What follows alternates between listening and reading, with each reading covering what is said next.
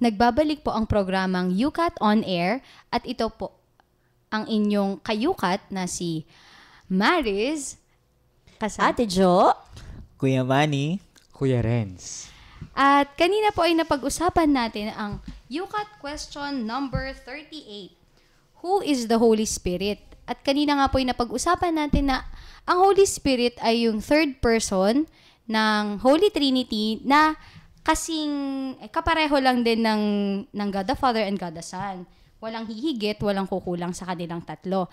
At pag-usapan din po natin kanina na ang Holy Spirit ay nakita natin o nagpakita sa anyo ng kalapati at nararamdaman din natin siya kagaya ng hangin. Ayan. At in our daily life, nararamdaman din natin ang presensya ng Holy Spirit sa mga unexpected moments, masasaya at dun sa mga pagsubok ba, parang ganon, na nararanasan natin. So ngayon po, ipagpapatuloy na po natin ang ating talakayan. At babasahin po ngayon ni Ate Jo ang katuloy na paliwanag po sa ating yukat. Okay.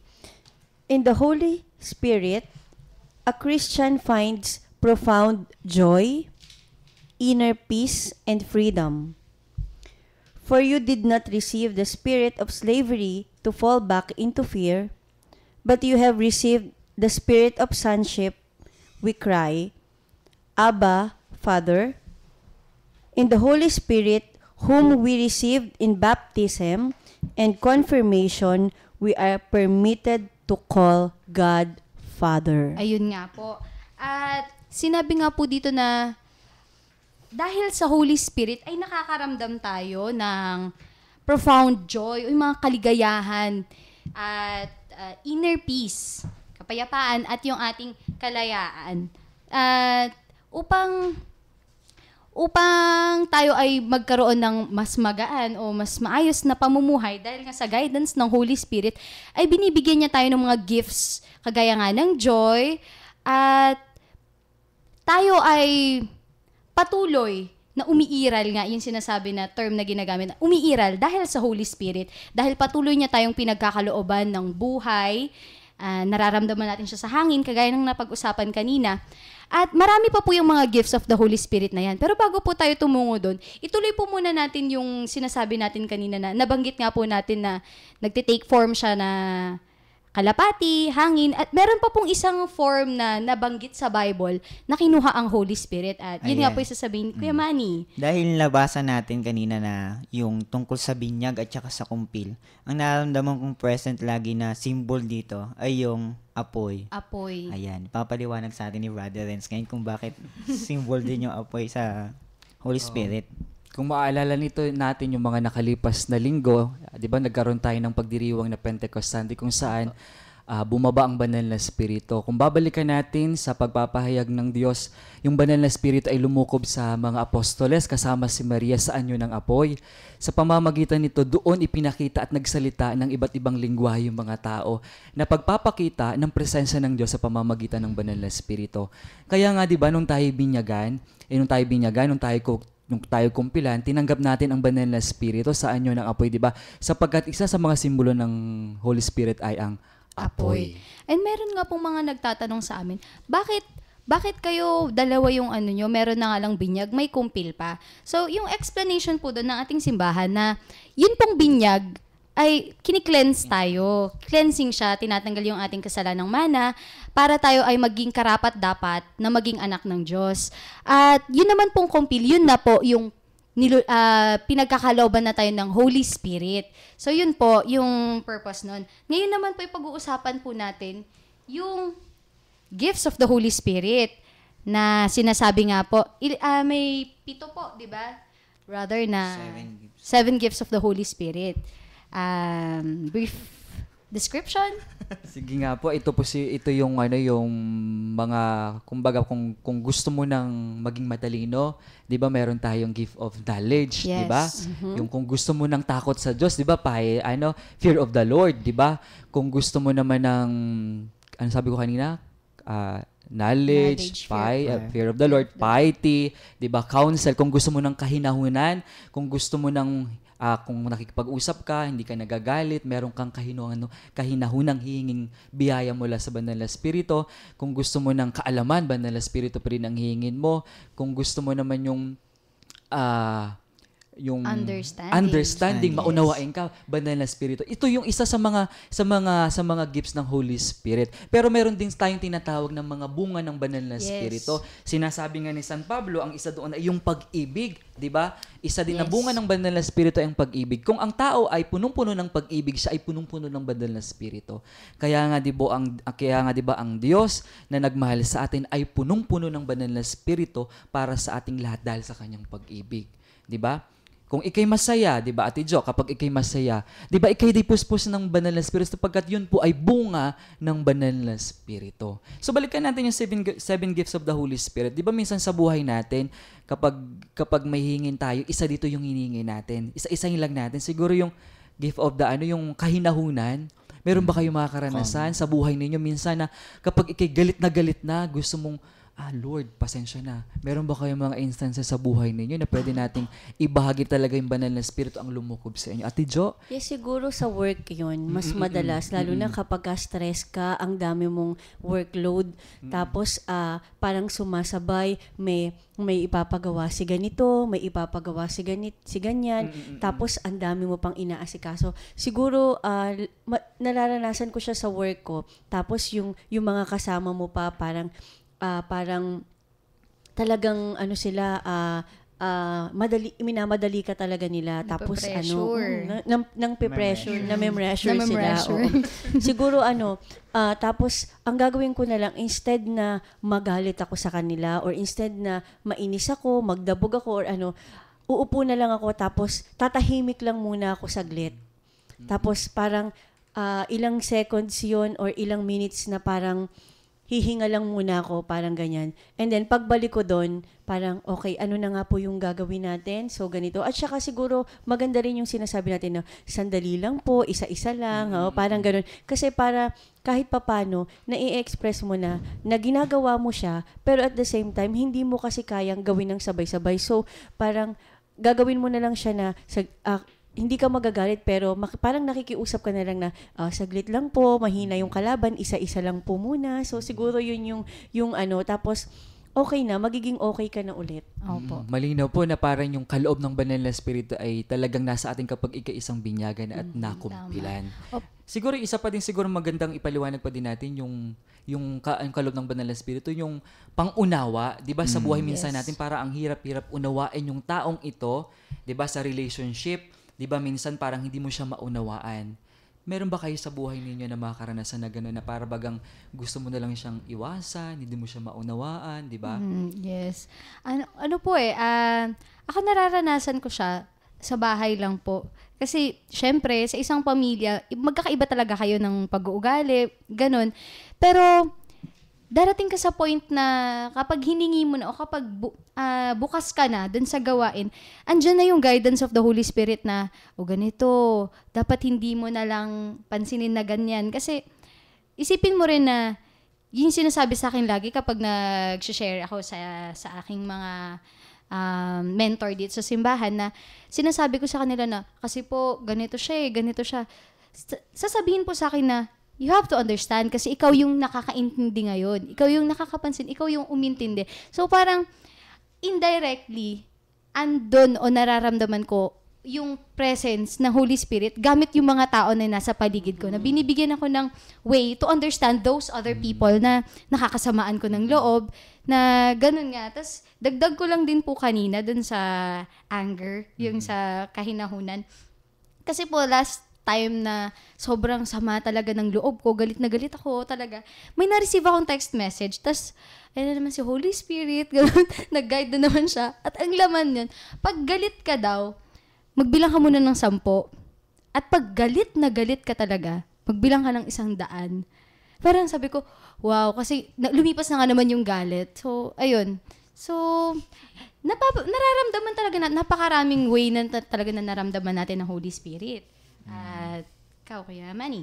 Ako naman, basta sinabing 7 gifts of the Holy Spirit, isa lang naaalala ko lagi. Pag Pentecost Sunday kasi yata yun. Si Ate Baby, yung ating tumutugtog sa organist. Lagi siya nagpapabunot ng ng gifts, ganun.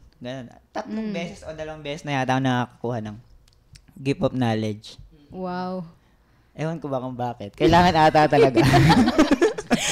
Hindi yung katalinuhan lang sa mga ganito, sa paperwork. Siguro katalinuhan para sa decision mo sa buhay. Tama. Ayun, siguro, mas, kaya pag ganun, pag naalala ko yung gift of knowledge, katalinuhan para sa Kaya pag nagdidesisyon ako, tinitimbang ko muna lahat ngayon. Yun nga yung gusto kong hingin Sana po, Lord, bigyan mo sa akin. Gift of knowledge. Again, babalik pa rin tayo. Yun po ay mga kaloob ng banal na espiritu. Kung ikay binyagan at isang kumpilan sa simbahang katoliko, yun po ay matatanggap mo. Yes. Yun, balikan din natin yung mga bunga naman na sinasabi dito sa aklat na ni San Pablo. Yung isa nga doon sinabi ko kanina, yung pag-ibig. Ikalawa doon yung kagalakan. Baka merong ba kayong mga karanasan sa buhay ninyo na pwede nating kapulutan ng aral, yung kagalakan na sinasabi ni San Pablo. Kapayapaan, isa din doon yung kapayapaan. Meron din siyang sinasabi kabaitan, kabutihan, kapayapaan, at pagpipigil sa sarili, yung bunga ng banal na espiritu. Di ba? Minsan kasi sa buhay natin, kapag tayo'y galit, bugso ng galit, di ba minsan din natin tawag dyan, hindi natin napapansin pala na nagagalit na pala tayo. Di ba? Parang wala na tayong control. Kaya yun ang lagi nating hinging biyaya mula sa banal na espiritu. Yung laging bigyan ka ba nung pagkagising mo, yung buhay ka, yung meron kang hiningang nilalanghap, yung bagang pagpunta mo sa office mo, pag sa trabaho mo, yung makakasalamuha mo, makakasundo mo, yung bagang parang, kasi ang tao may mga impulsive talaga yung konting yung reactive, di ba? Pero kapag ikay palipuspos ng banal na espiritu, pag-iisipan mo. Kaya nga 'di ba meron tayong yung gift of knowledge o understanding din na magkakasama-sama, 'di ba? Yes. Yun. Saan po, brother? Yung Kahinahunan. Yung kahinahunan, Ayan. kabaitan. Ayan, meron ba basta sa gano'n naman, ang naalala ko, di ba nga, yung pakikisalamuhan natin. Si Father Ronnie naman naalala ko sa mga ganyan. Kasi sabi niya, hindi ko makakalimutan, sabi niya, every person is a grace daw. Ayun, kaya kahit anong gawin sa'yo niyang tao na yan, grasya pa rin siya sa'yo. Kasi marami kang mapupulot sa kanya. yes. Kahit kasamaan, kabutihan, matututo ka dyan. Kaya ituring mo yung tao na yon ay grasya pa rin. Salamat. Ikaw, Yun naman pong, sa akin naman po yung kaligayahan. Mga simple joys na nararamdaman natin. Hindi ko po makakalimutan yun. Barrio Fiesta ng CLYP, San Jose. Hindi ko po makakalimutan talaga yun. Kasi po yun, alam niyo po yung, nung gabi na yun, kasama ko yung pamilya ko, tsaka kasama ko yung foster family ko, at kasama ko yung mga kaibigan ko na nakilala ko lang nung linggong yun. Parang, habang pumuputok yung mga fireworks sa taas, parang pumuputok din yung damdamin ko sa loob. Na, grabe, ang saya naman nito. Parang, alam niyo yung ramdam niyo yung Holy Spirit na He's really there.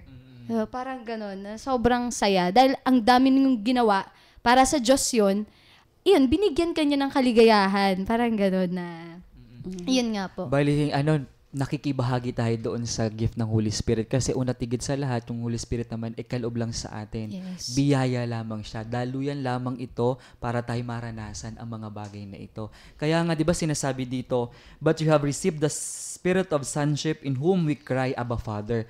Yung mga tao palang mayroong kaloob na tinatanggap na banal na Espiritu, pwede pala yung tawagin mo ang Diyos na Abba, Father. Yung relationship pa din. Babalik pa rin tayo doon sa ugnayan natin sa Ama, yung anak na ipinadala ang kanyang banal na Espiritu para tayo makabahagi sa Kanya sa pamamagitan ng Espiritu. Kaya nga, di ba, pwede mong tawagin yung Ama ng Abba, Father sapagkat yung Espiritu na ipinagkaloob sa atin ng anak, yung nasa ating puso. Kung ikay namumuhay na ang banal na Espiritu sapagkat nasa kaibuturan ng iyong puso, ang anak, ang Espiritu ng anak na namumuhay sa iyo. Yes.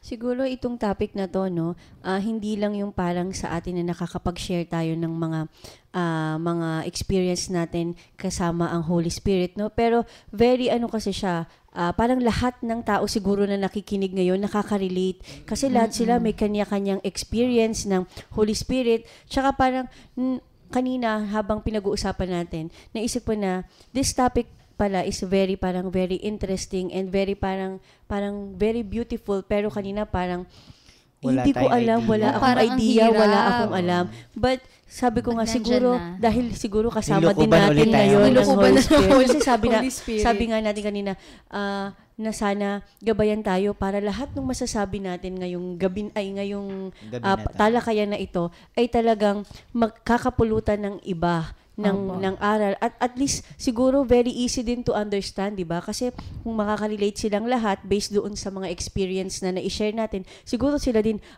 ayun pala, ganun Holy pala. Spirit. Ay, naramdaman ko na Yan pala na ang parang Holy Holy Spirit. Spirit. Nagkaroon sila ngayon ng Tama. idea. So salamat ng marami dito sa UCAT, no? Yes. At dahil po napag-usapan na po natin ang Holy Spirit at yung mga kasama niyang gifts at yung kanyang mga fruits, ngayon naman po, pag-uusapan natin na hindi po natatapos doon yung pagkakaloob sa atin ng Holy Spirit dahil kaakibat po ng pagbibigay sa atin ng Holy Spirit ay meron po tayong misyon. Yes. At dahil po ngayon ay Year of New Evangelization, meron Year of po the Laity. Year of the Laity. Mm-mm. Yun. At meron po tayong mission din na ipahayag ang ating pananampalataya sa iba.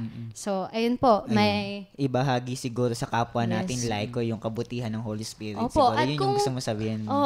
kung tayo po ay merong mga nagawa na o nais palang gawin na para makapag-evangelize, para matulungan o magawa natin yung mission natin sa ating simbahan. Ako po kasi, ma-share ko lang na hindi ko alam kung anong nangyayari sa akin. Hindi ko po talaga kinakausap ang mga katabi ko lang, ganun. Pero ngayon po parang challenge ko yung sarili ko na hindi dapat manatili sa akin tong Holy Spirit. Hindi dapat manatili sa akin tong faith na to. Kailangan kong i-share.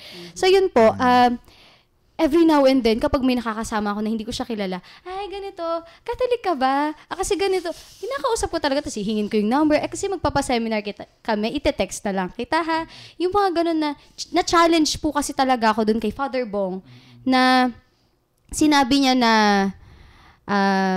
sila ay nagbabahay-bahay. Kailangan iparamdam nila sa tao na ginagawa talaga nila na ilapit yung mga tao. Gumawa sila ng new way para palapitin yung tao sa Diyos. So, na-challenge talaga ako doon. At nag-isip ako ng way na para magawa rin yun sa sarili ko.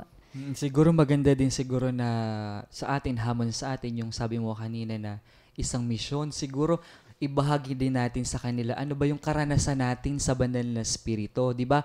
Kasi kalimitan, para bagang hindi napapansin yung banal na spirito sa ating buhay, na para bagang laging nagdarasal lang tayo sa Ama, lagi lang tayo nagdarasal sa Anak, para nakakalimutan natin yung devotion natin sa banal na spirito, di ba? Kaya nga, di ba, yung simple lang na mayroon kang makausap, karanasan mo tungkol sa presensya ng banal na spirito, yung sinabi mo mayroon kang nakaaway pero pinigilan mo, napakalaking bagay na yun para din matutunan niya sa pamamagitan ng yung experience talaga na hinahamon tayong bawat isang Katoliko na hindi lamang naiiwan sa atin yung karanasan ng banal na spirito, yung biyaya at kaloob ng banal na spirito, yung mission natin.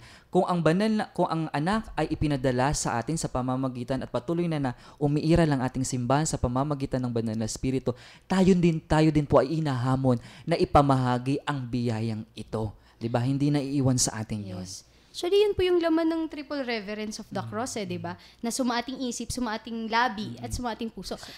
Yung sumaating labi po doon para ipahayag, hindi lang manatili sa atin, kundi ipahayag din natin sa iba. So, dahil po tayo ay binigyan ng misyon,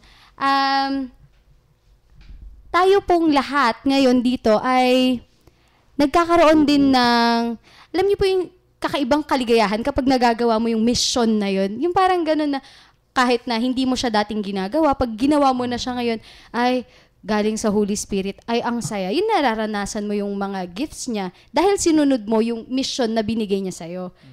Siguro po maganda rin po siguro nating yung talagang paniwalaan talaga natin yung banal na espiritu kahit hindi natin sila nakikita, kasi isa talaga sa mga gawain talaga ng banal na espiritu ipahayag yung Ama, ipahayag yung Anak. Nasaan yung banal na espiritu? Nasa likod lamang siya. Kaya nga 'di ba?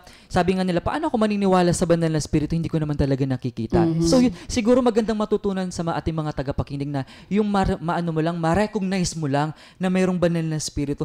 Napakalaking biyaya na yun, yung pagpapala, yung pananampalataya sa hindi mo nakikita, sapagkat kailanman po hindi ipapakita ng Diyos ang banal na espiritu, sapagkat ipaparanas niya ito sa atin. Sapagkat ipaparamdam, mas mahalaga yung nararamdaman mo kaysa naman nakikita mo yung isang bagay nang hindi mo naman siya nararamdaman. Kaya nga 'di ba meron tayong kasabihan sa Tagalog, yung parabagang sa Pilipino meron tayong kasabihan, para kang isang patay, parang wala kang isang buhay, sapagkat ang banal na espiritu, ang kaloob niya ay ang buhay. Kaya ang tao ay patuloy na umiiral at nabubuhay sapagkat may buhay siya, meron siyang banal na espiritu. Kaya nga di ba sinasabi sa atin, para kang patay sapagkat nakikita sa taong ito na wala yung banal na espiritu sa kanya. Wala siyang espiritu. Kaya nga di ba ang isang taong buhay, ang isang taong may banal na espiritu, siya ay larawan ng isang buhay. Di ba?